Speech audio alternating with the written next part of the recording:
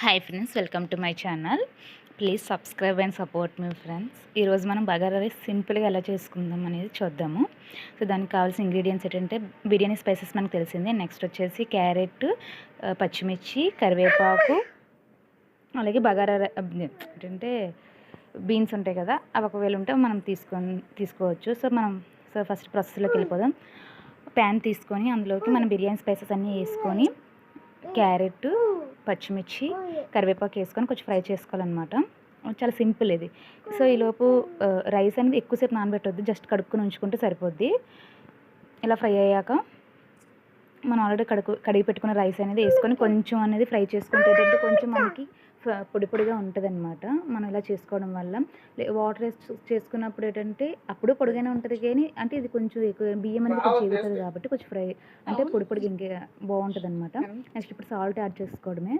Salt add చేసుకున్నాక ఏదైతే గ్లాస్తో మనం తీసుకున్నామో అదే గ్లాస్తో ఒక గ్లాస్కి 2 గ్లాసెస్ వేసుకోవాలి. ఎందుకంటే మనం ప్యాన్లో చేస్తున్నాం కాబట్టి.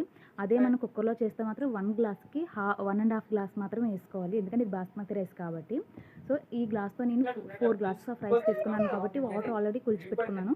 8 గ్లాసెస్ ఆఫ్ వాటర్, కొంచెం తర్వాత ఒక హాఫ్ గ్లాస్ కూడా వేసుకున్నాను, ఎందుకంటే మనం కడాయిలో చేసుకునేటప్పుడు రైస్ అనేది కొంచెం ఎక్కువగా ఉన్నది వస్తుంది కాబట్టి.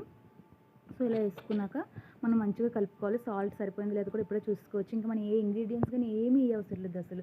బిర్యానీ అంటే వితౌట్ మసాలా అనమాట అది.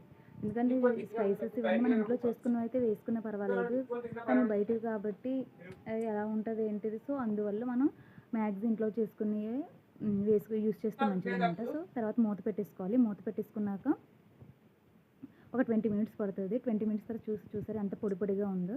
సో కొంచెం లాస్ట్లో కొంచెం తేమలా ఉంటుంది. సో మళ్ళీ మూత పెట్టుకొని మళ్ళీ మనం చూసుకుంటే మనకు పర్ఫెక్ట్గా ఉడికిపోద్ది అనమాట. చూసారా ఎంత పలుకుగా ఎంత బాగుందో. సో ఫైనల్గా దించేసే ముందు కొత్తిమీర యాడ్ చేసుకొని దించేసుకోవడమే. చూసారా ఫ్రెండ్స్ ఎంత పొడి పొడిగా వచ్చిందో. Okay friends, thank you. Please subscribe my channel. Thank you so much.